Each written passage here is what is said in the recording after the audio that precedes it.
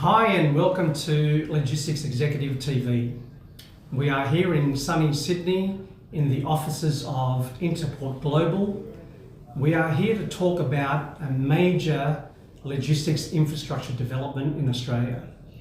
I am welcome here with the Honourable Andrew Robb, the former Minister for Trade and Investment. Welcome, Andrew. Thanks very much. Nice to be here. Cheers. Thanks, Phil. Now tell me, the developments on this major infrastructure, which you've been working on for some time now, what makes this investment so significant? It's got two major components in terms of its significance. Firstly, this is not just a port, it's also 500 kilometres of rail, which will link with the inland rail from Melbourne to the Queensland border. So we will have a railway line all the way from Gladstone, a freight line all the way to Melbourne. And for the southern states, it will take millions of containers that they can not deal with now or won't be able to deal with in the future. And also, the second part, it opens up the Queensland and especially central Queensland and northern Queensland, the opportunities for massive exports out of a highly efficient and local world-class export facility. Perfect. Now this strategic investment, obviously that's an amalgamation of some pretty amazing different conglomerates. Who's been involved in this investment and how did it come about? Well, look, I can remember over decades there's been so many proposals about opening up that corridor, 600, 700, 800 kilometres, north of Brisbane. Yeah. They've always found it because always they've been relying on massive government money which never arrives. Right? It always ends up back in the cities. And this time, this project will be funded by private money. The whole lot, not $1, will come from government. Of course, we have to have government as a very significant partner in terms of the clearances and whatever, but this is designed not to be a drag on taxpayers' monies. Excellent, excellent. And there are several different elements to this investment, which I'd like you to talk us through, but it does start with a investment in stage one for a cold storage warehousing facility. Could you maybe map out the investment portfolio and how this initial step is so significant for Australia? Well, we're doing it in, as you say, many stages, many modules to complete the project, but each one will be a standalone project which will provide a return from day one. So we're building firstly a cold storage at the existing port, and we'll be able to, through some of the very small container capacity, we'll be able to start some shipping pretty much immediately to demonstrate just what convenience and what can be done before we even get a lot of the rail completed. So the cold storage is a very big part. The second thing is we'll have 20,000 square metres immediately at the port. As we build inland rail, 48 kilometres away, there'll be an inland port, and that will be even more, tens of thousands of square metres of cold storage developed out there as well. Excellent, excellent. Now this is an amalgamation of shipping ports, rail, infrastructure when it comes to warehouse development. The Australian logistics community obviously is congested significantly by our current ports in Sydney, Melbourne, Brisbane. How is this going to help and fundamentally change how supply chain and logistics operates here? Well, you're right. I mean, Melbourne, Sydney, Brisbane, heavily congested already, and really very little scope for them to develop any more capacity in those ports. Plus there's a lot of interference with trucks and all the rest coming into the centre of the city. All of these things, as we link the rail from Melbourne to Gladstone with linking lines into Sydney and Brisbane, we'll be able to take all the excess, all the growth. Actually, we'll be able to handle millions of containers a year in a very efficient and very quick way, running a line all the way from Melbourne to Gladstone. And that is the future. It really is it is fundamental development in the efficiency of logistics in Australian movement of a lot of that critical container traffic. Yeah. We are an export country. Sure are. And look, Gladstone Port has traditionally been very much commodities and resources driven.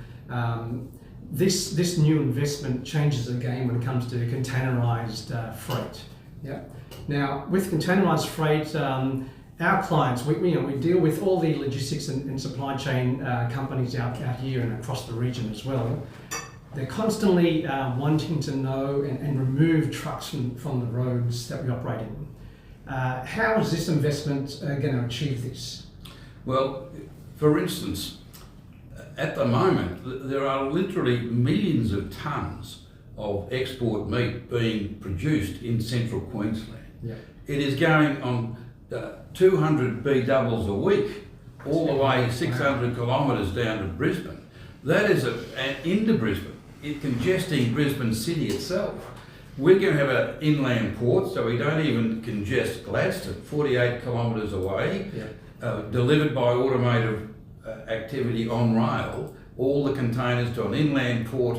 The trucks will come there. We won't be interfering or creating congestion in Gladstone, yeah. And we'll be removing congestion or further congestion in Melbourne, Sydney and Brisbane, because we'll be sucking containers out of all of those cities, yeah. And bringing them very efficiently right up through the inland, out through Gladstone, which is a deep water port, not a shallow one, so we can handle bigger ships. Yeah, excellent. And look, when it comes to all things logistics, timelines are a very critical element. Yeah, for a primary producer, could you walk us through, typically the current inefficiencies and what benefits this Gladstone Port will bring in order to service the rest of the country as well as into the Asian markets as well? Well, this especially is significant in the development of central and northern Queensland. Yeah. At the moment, all of the millions of tonnes of meat, bear in mind, we export 72% of everything that we produce in agriculture in Australia, 72%. So much of out of Queensland, which is a very big food bowl, yeah. Has to go in trucks, hundreds of trucks every week, B doubles, huge things going up and down Queensland at great cost, hundreds of kilometres, and it's not just meat. There's now very significant horticulture developing all through that area. So there's amazing opportunities to get serious efficiency and maintain a competitive advantage, because we'll just be able to deliver to a big world-class container port at Gladstone rather than go hundreds of kilometres into a congested port, which may lead to many days before it even gets onto a ship. Yeah. Now, these are phenomenal statistics here, right? 70+% that we export out of this country. Unless we have fundamental infrastructure initiatives like this, privately funded, it's just not going to work within this country, and also, servicing the wider region as well, right? So this significance here, I'd like you to give us some insight in terms of what dynamics changes here as a result of this investment. Well, a great frustration for me, being an enthusiast for developing regional Australia and so much of what's possible, especially in the north. Yeah. I mean, 60% of all the water that falls in Australia falls in the north, and we capture 2% of it. 2% of it. Amazing. I mean, this is a typical thing, unexplored, unexploited really. So we've got an opportunity with this infrastructure. It's the most significant piece of infrastructure from a logistical point of view in my lifetime. Yeah. And it overcomes the inevitable reliance on government money means that the 5 cities where 85% of our population live, 85% of the politicians live as a consequence. So decisions about budget, they always say to you, Andrew, that's a great idea, but then they go and they put money into their own electorate. Now the private funding steps outside of that and starts to develop as it can, as it will, as it must, the really unbelievable opportunities that are there for us in Northern Australia. Yeah. I'm so glad you put this into perspective. Now, from that significance, again, the first milestone is this on-port warehouse, yeah, which is extremely rare for the entire Australian logistics community anyway, right? So Gladstone's going to have the first on-port warehouse. The fact that it's going to be built to suit and the flexibility for the clients that need to utilise this invested facility that we're talking about. Could you talk us through this first milestone, the 20,000 square metre cold storage, and how would that even operate? Well, bear in mind this port is the 4th biggest coal port in the world. Gladstone is the 2nd biggest coal seam port in the world, yeah, but virtually no container capacity. So we start with a clean piece of paper, and that means when we build the cold storage, which is number 1 off our agenda, when we build the cold storage in the next couple of months, we start. That means we can capture all the innovation that's now existent in cold storage around the world, right? And we can apply it so much. There's so much automation that it's light years ahead of some of the other cold storage already in Australia, long existing. And then we have got an opportunity, not just in the port. We've got an inland port, stage 2, which will even develop more and more cold storage. Yeah.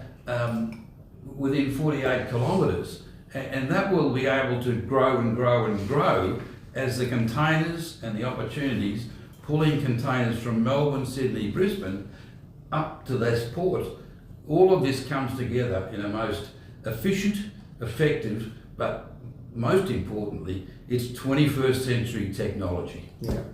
This is leapfrogging technology that we're going to be implementing in this country right here for this initiative. That's amazing. Well, the thing, we're not burdened by legacy systems. Yeah. And that's often what happens. You got an investment put in 15, 20 years ago, and you feel you can't move it or you can't afford to move. We're starting with a blank piece of paper. We've got the best designers in the world. We've got best practice operators we're getting to operate these facilities, and we will come up with the most efficient infrastructure from day one, and cold storage is the beginning of it. Absolutely. Now, getting back to the entire program that we're talking about here, it's a significant investment. Yeah. So 17 billion investment. How is this all going to work, and the dynamics of this investment? Well, again, fortunately, we've got a group that makes up Allcap Securities. These are guys who've had 25 years putting together billion-dollar projects, yeah. And finding the land and building facilities and running facilities. Now that's who we've got. That's what gives me enormous confidence. This $17 billion project is being managed by people who've got serious experience. And the other thing is that they've been, therefore, breaking this thing into discrete, if you like, modules or stages. Each stage will be a standalone. Of course, it's turbocharged when you get the whole thing finished. Absolutely. And you've got the line all the way to Melbourne and all the rest. But in its own right, it'll be very economic from day one once we've finished different stages of this project. So that's the beauty of it. We'll be attracting different investors for different stages, investors who know that stage very well and can see an opportunity and can see growth and growth and growth. Fantastic. Now, just to give us the entire understanding of this investment itself, what parting words can you leave with us in terms of what this means for the broader supply chain and logistics community down here in Australia, as well as into the Asia Pacific region? Well, you know, the opportunity of starting to open up the north and the central north means much cheaper and available land. Secondly, it's much closer to our markets, right? So the big ships the biggest ones carry 22,000 containers. Impossible for them to go into the shallow ports of Melbourne, Brisbane and Sydney. Yeah. So the logistical change is enormous. The efficiencies are enormous, but you're also providing a fundamental piece of infrastructure which will attract so much value-added manufacturing of the resources we've got, both the resources of out of the soil, but also the animals we've got, the horticulture we've got, all of those resources, the water we've got, the sun we've got, all of those things of Northern Australia. This critical infrastructure, it will be a catalyst for more and more and more and more infrastructure, more and more economic development, because you're providing an avenue to get to those markets around the world in an efficient way. Thank you for sharing this wealth of knowledge that you've joined us with here today, and also sharing those insights to our broader community here. Well, the Honourable Andrew Robb, the former Minister for Trade and Investment and the Director for IPG, thank you very much for joining and sharing with us all this today. My pleasure, Doc. Very good. Okay, thank you. Cheers. To the Logistics Executive TV community, thank you very much.